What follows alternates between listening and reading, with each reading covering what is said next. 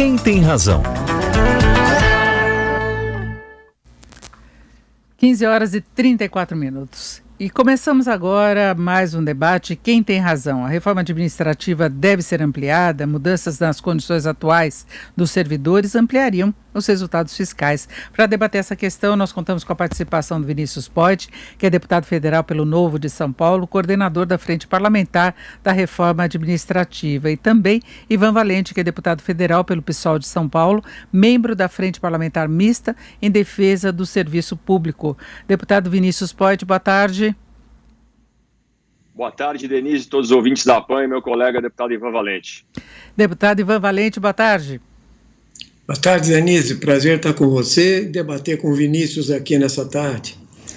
Bom, nós já temos um projeto de reforma administrativa em discussão no Congresso. Agora há uma certa divergência em relação às audiências públicas que serão feitas sobre o tema, a quantidade, mas eu queria começar com o Vinícius Poit falando a respeito disso. A expectativa em relação à reforma administrativa, porque desde que ela foi apresentada pelo governo, ficou uma certa frustração daqueles que defendem um ajuste mais sério do tamanho do Estado, dos gastos com a máquina pública, que gostariam, inclusive, que mudanças fossem aplicadas também para os atuais servidores. Eu queria saber qual que você acha que deve ser o encaminhamento, qual deve ser o encaminhamento dessa proposta no Congresso.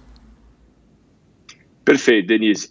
Primeiro que essa proposta ela já está pronta desde 2019, né, pelos competentes Paulo Ebel e Wagner Lenhardt, que infelizmente acabaram, inclusive, saindo do governo, porque não vem esse governo fazendo o que prometia em campanha e nem o que continua prometendo e não entrega. Então, como diz o outro ali, diz que a proposta, inclusive, veio pelos Correios para o Congresso, porque chegou atrasada e veio faltando peça. E aonde que veio faltando nessa reforma administrativa, que é a PEC 32? A gente colocar todo mundo no mesmo barco, Denise. Como é que a gente vai fazer uma reforma, e eu defendo essa reforma, a gente trazer meritocracia para o serviço público e principalmente separar o joio do trigo, valorizar o bom servidor, e enquanto o mau servidor tem que ser avaliado por desempenho e, se possível, demitido, tem que incluir os políticos, tem que incluir o Ministério Público, o Judiciário, os militares. Foram essas, inclusive, algumas emendas do Partido Novo, capitaneadas pelo Thiago Mitrô, que junto comigo está na frente parlamentar da reforma administrativa. Então, todo mundo tem que estar no mesmo barco, essa reforma tem que andar mais rápido, ser aprovada, se possível, até o meio do ano ou agosto, com muito diálogo na sociedade, para que os recursos públicos sejam respeitados, a gente tenha um serviço público eficiente, valorize o bom servidor e traga mais seriedade com a prestação de serviço para o cidadão. Agora, deputado Ivan Valente, o senhor que é representante, membro da Frente Parlamentar em defesa do serviço público, como é que vê a proposta de reforma administrativa? Bom, primeiro eu queria falar da inoportunidade desse tema nesse momento. Nós devíamos estar aqui discutindo auxílio emergencial, entende? Vacinação, socorro ao pequeno e médio empresário para não perdermos empregos, entende? E garantir combate à fome. Então, no que nós estamos discutindo aqui não vai ter nenhum impacto imediato. Na verdade, isso faz parte de uma lógica de ajuste fiscal permanente, assim como é a PEC do teto, que vai até 2036. Alguém acredita que não vai furar o teto? O próprio governo furou o teto essa semana disfarçadamente, tirando dinheiro dos pobres para dar para emenda parlamentar, tirando dinheiro da Previdência, do abono salarial, do seguro-desemprego, para dar emenda para a base parlamentar dele, do Centrão. Então, na verdade, os servidores públicos não podem ser demonizados. Nós defendemos um serviço público de qualidade, defendemos a estabilidade no emprego, o regime jurídico único, e quero dizer claramente, o próprio Vinícius colocou, por que os militares não entraram na reforma da Previdência? Por que eles não entram agora novamente? Por que eles foram os únicos que tiveram aumentos salariais nesse período que está aí? Por que a gente quiser discutir o extrateto, os magistrados não entram? Porque o governo não tem coragem para isso. Ele vai pegar, são os servidores públicos, e aí vamos colocar quem é privilegiado. 73% dos servidores municipais do Brasil, que representam 56% dos servidores nacionalmente, ganham até 4 salários mínimos. É disso que se trata. Onde é que tem privilégio nisso? Entende? Agora, as grandes camadas do judiciário, eles se defendem. Então, o que nós temos que pensar é num serviço público de qualidade. Eu quero aproveitar, inclusive, aqui, para homenagear os servidores do SUS, entende? Que são os heróis que estão na linha de frente. Então, falar para essas pessoas que nós vamos tirar mais direito deles no meio da pandemia, me desculpe, é uma desumanidade. Vinícius Poit, como é que você vê essa argumentação aí do Ivan Valente em relação ao momento ser inadequado, já que a gente convive ainda com todos os danos relacionados à pandemia, e depois essa questão da amplitude e do que se deveria fazer em termos de mudança no serviço público? Denise, nesse momento, e a gente já está focando, né? A prioridade é a vacina, é resolver a pandemia, é a saúde, é retomar a nossa economia do Brasil, retomar os empregos e os empreendedores.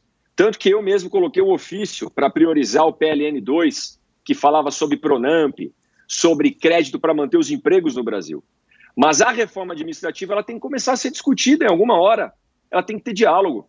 Se os servidores públicos, o governo federal e todos não tiver o bom senso neste momento, nem com uma crise dessa para discutir esse assunto e discutir, acabar com privilégios e penduricá-los do servidor público, da elite do funcionalismo, nem ter esse bom senso que a população perdendo emprego, perdendo a vida, não tendo o que comer, não olhar para dentro para cortar na carne, aí é o fim da picada, aí nunca vai ter momento. Então acho que esse momento é um momento, inclusive, para sensibilizar.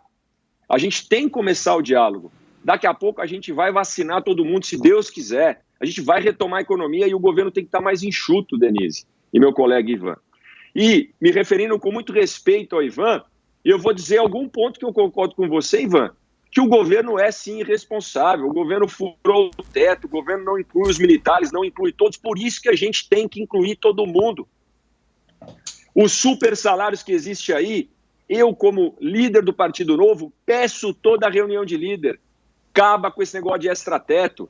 O Ivan falou dos funcionários públicos que ganham pouco. Só que a média salarial do funcionalismo público é 10 mil reais, gente. A média do brasileiro é 2 mil. Como é que o brasileiro ganha 2 mil e o funcionário público, na média, 10 mil? 30% do funcionalismo público federal ganha teto, que é 39 mil reais. Então, além de equalizar isso, equiparar com os empregos aqui fora na vida real, a gente tem que acabar com os super salários, com extra-teto. E eu tenho certeza que o deputado Ivan Valente há de convir que a gente tem que acabar com esses penduricalhos lá do Judiciário, do Ministério Público.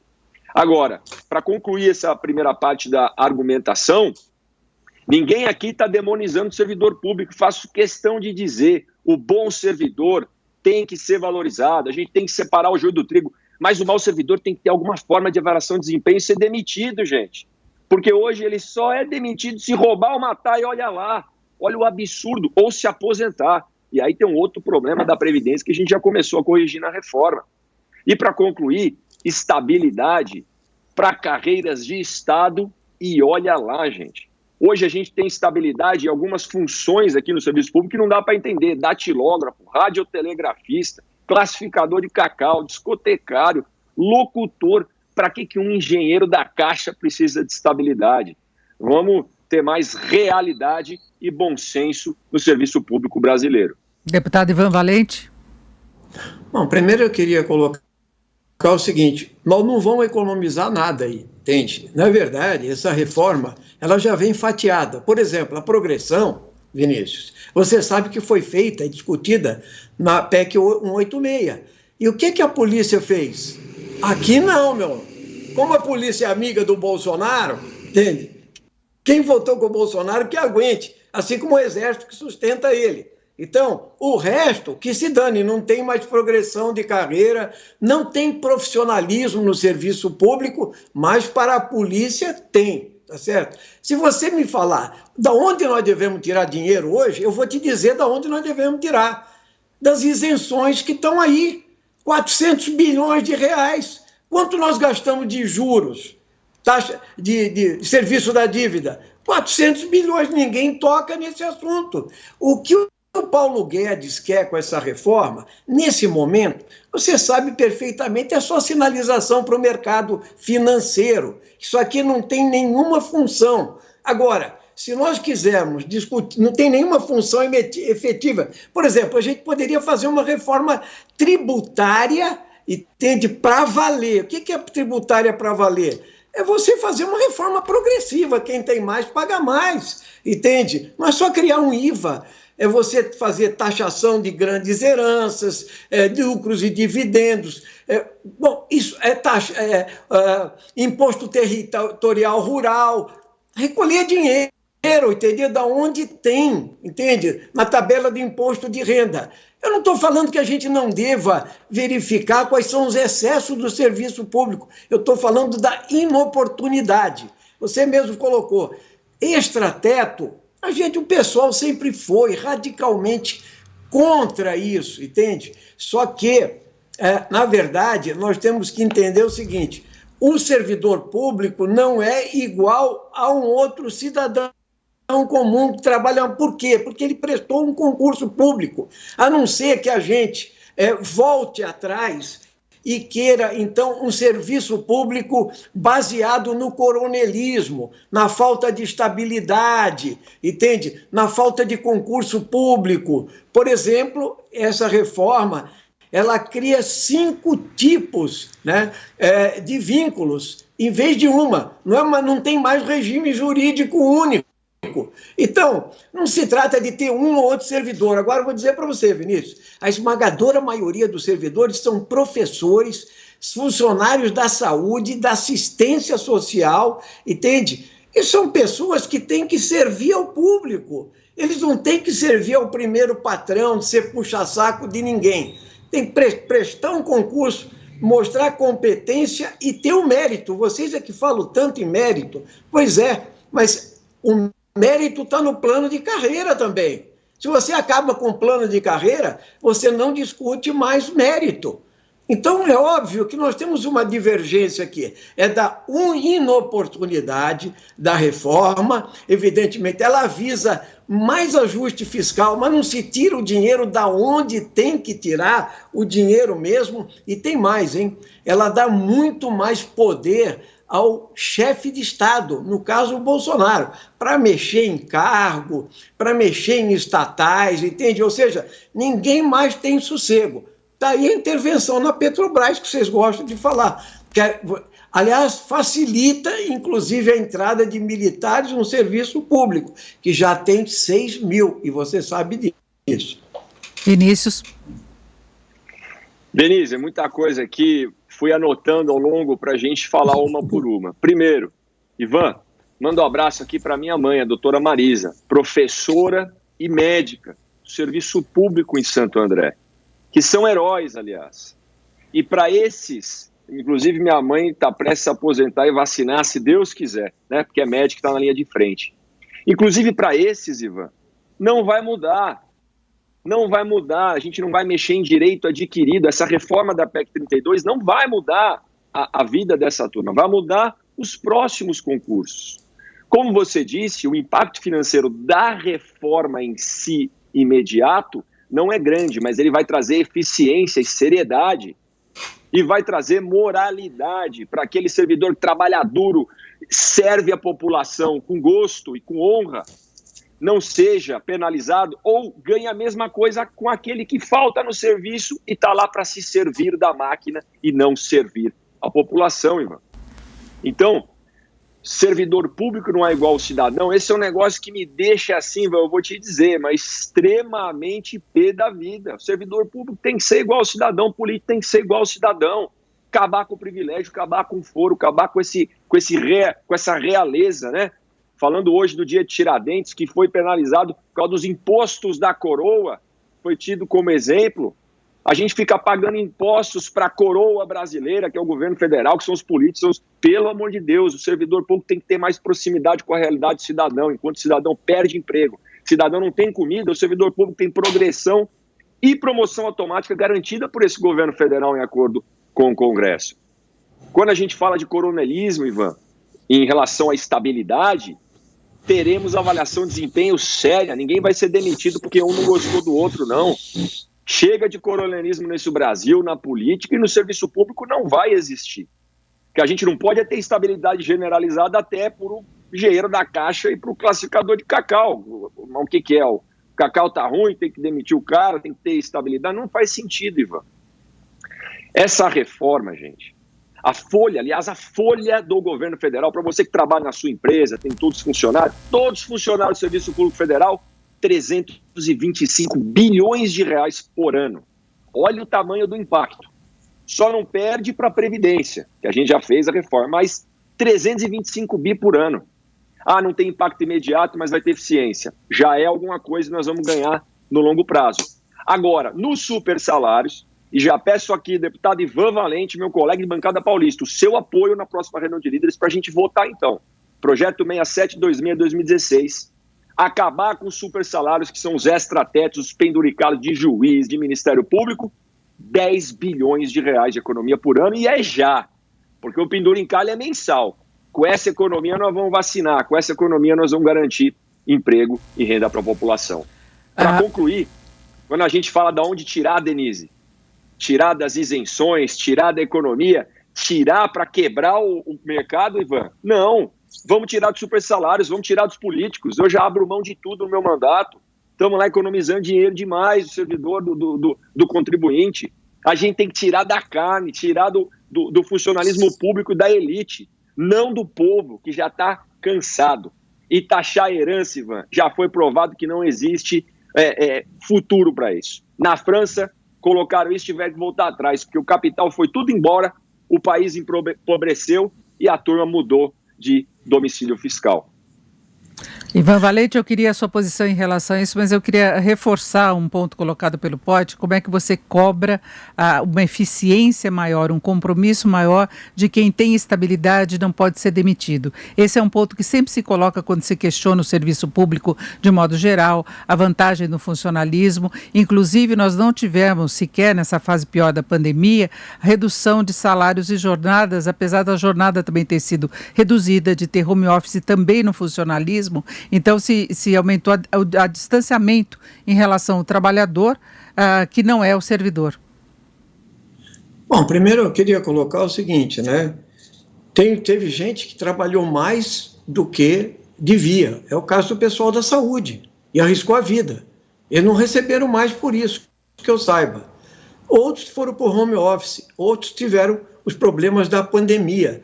Agora, eu não sou contra a avaliação de desempenho. Entende? O problema é que nós não podemos estar submetidos ao chefinho, ao chefete e a uma lógica de Estado que é igual de iniciativa privada, porque o Estado e a empresa privada são coisas diferentes. Esse é que é o erro de avaliação.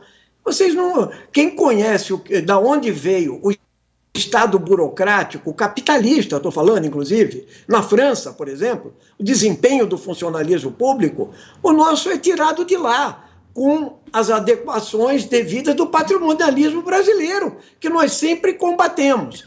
Então, Vinícius, eu queria dizer para você o seguinte, para começar a tirar os penduricalhos, tem que falar para o Moro, para o Dallagnol, esses caras que vocês idolatram aí, entende? Que ganham 80 mil, 120 mil por mês, 200 mil por mês, entendeu? Essa turma aí é intocável, entende? Se o pessoal vai votar nisso, o pessoal já defende isso antes do novo existir, entende? Contra o extrateto. Então, essa questão não é o problema principal. Agora, você não pode comparar, espremer o funcionalismo público, digamos assim, vamos economizar tanto, 10 bi, 15 bi, e você não toca no assunto de quanto é que se poderia arrecadar com as isenções fiscais. E tem como fim delas 400 bilhões, eu estou falando de 400, eu estou falando de renegociar a dívida pública. de fazer auditoria da pública. Estou falando de macroeconomia, Vinícius. Entende? E isso vocês não querem discutir, porque o modelo de vocês é o modelo do mercado. Rico não paga imposto no nosso país. Essa é a verdade. Entende? O nosso sistema tributário é regressivo. Então, quem compra uma dúzia de ovos, entende? Se o Antônio Hermílio comprar, ele paga o mesmo imposto do que o cidadão da favela, porque é uma dúzia de ovos. Isso não é possível. É o sistema mais regressivo. Nós somos o único país do mundo que não taxa lucros e dividendos, desde o Fernando Henrique Cardoso. Ninguém fala nisso. Sabe por quê? Porque o Paulo Guedes não quer assustar o mercado, porque nós pagamos uma taxa de juros brutal. Entende? Que nós vivemos na economia de papel, mas isso ninguém fala. Então, fazer reforma administrativa, a solução não era reforma previdenciária? A solução não era reforma administrativa? Cadê? Aumentou a precarização do trabalho, entende? Aumentou a pobreza, entende? E agora nós estamos numa pandemia com um genocida tocando o país. Genocida, esse é o termo para o Bolsonaro, não tem outro, entende? Além da política brutal, sanitária, ambiental, de direitos humanos, etc., a política econômica dessa turma é a política para espremer pobre. Então, essa ideia de achar que você tem que tirar do remediado para dar para o pobre, está aí. Eles querem tirar do abono salarial, eles querem tirar de quem já ganha pouco para dar para o auxílio emergencial. O auxílio emergencial, nós temos condições, nós estamos numa guerra. Nós temos que ter um outro orçamento de guerra, Vinícius. Isso que está se fazendo lá no Congresso Nacional é o quebra-galho deles, entende? Então, nós temos, sim, entende, que ter um orçamento de guerra novamente. E eles sabem disso, mas o mercado financeiro vai ficar nervoso. Então, tem que sinalizar para o mercado como? Tem que privatizar os Correios mesmo dando lucro, tem que privatizar a Eletrobras, tem que fazer a reforma trabalhista, agora tem que fazer a reforma administrativa. Quando acabar o estoque, nós vamos fazer o quê? Entregar mais o quê? Nós temos que construir um Estado-nação aqui. Ninguém constrói um Estado-nação não tendo um Estado aparelhado para servir ao povo.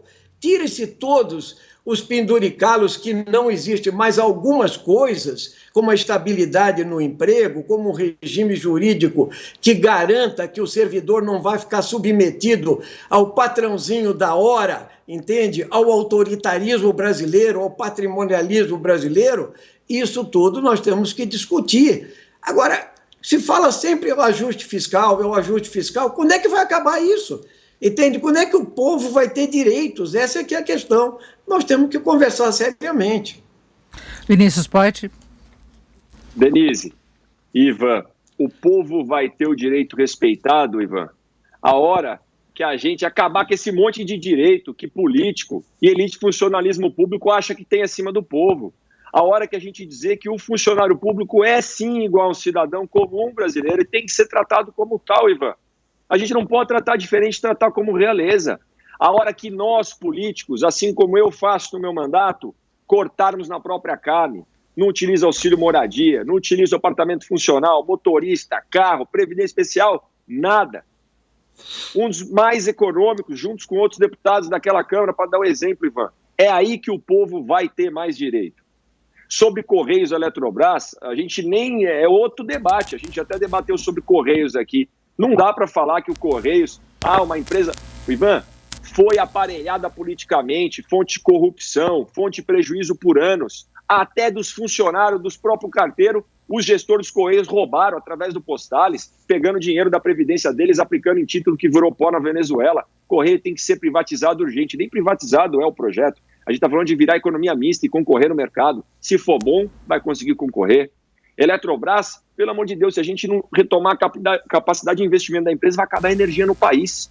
E nem é privatização, é capitalização. Então, esses dois temas, já falo para a Denise convidar a gente para debater um outro dia. Agora, eu fico feliz do debate sempre ser respeitoso aqui com o deputado Ivan Valente e da gente concordar.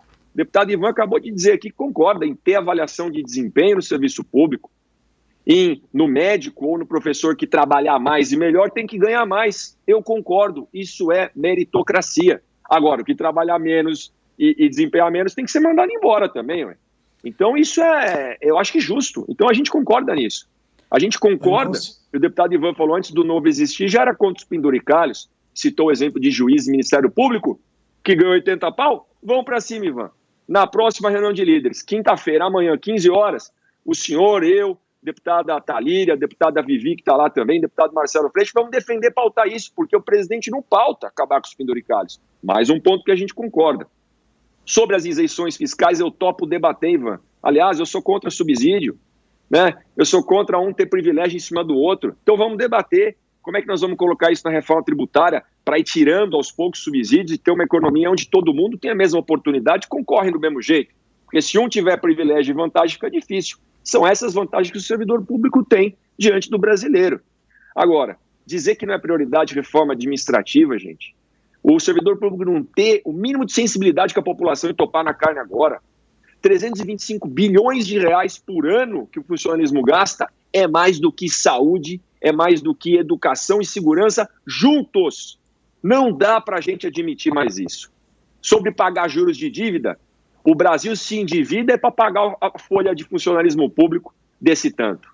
Se a gente reduzir, Ivan, vai reduzir a dívida, vai reduzir os juros e vai sobrar mais dinheiro para a população para dar o direito que o tanto o povo precisa e merece muito melhor. E que fique o saudoso Antônio Hermílio aqui, o senhor citou ele, eu sei que como exemplo, mas que já faleceu, inclusive, e que foi um homem que construiu muito no Brasil e devolveu para a sociedade, Ivan, via saúde na Beneficência Portuguesa aqui em São Paulo, ou outras ações, inclusive querer ajudar na política. Então, Ivan, temos que dar o exemplo na própria carne. E nós, que representamos a população, lutarmos para retribuir, para servir o povo e não se servir da máquina. Ivan Valente. Bem, Vinícius, eu primeiro queria cumprimentar a sua mãe, funcionária pública, entende? Acho que ela teve o direito, toda a estabilidade da carreira dela como professora e como médica, ela mereceu, ela fez um concurso, ela serviu ao público. O que eu estou falando que é diferente? Porque teve um concurso público, teve uma carreira política. Ela é privilegiada? Sim, porque qualquer trabalhador, mesmo um bom trabalhador, eu defendo a estabilidade desde que a ditadura acabou com a estabilidade. Lá atrás, ela criou o Fundo de Garantia por Tempo de Serviço, entendeu?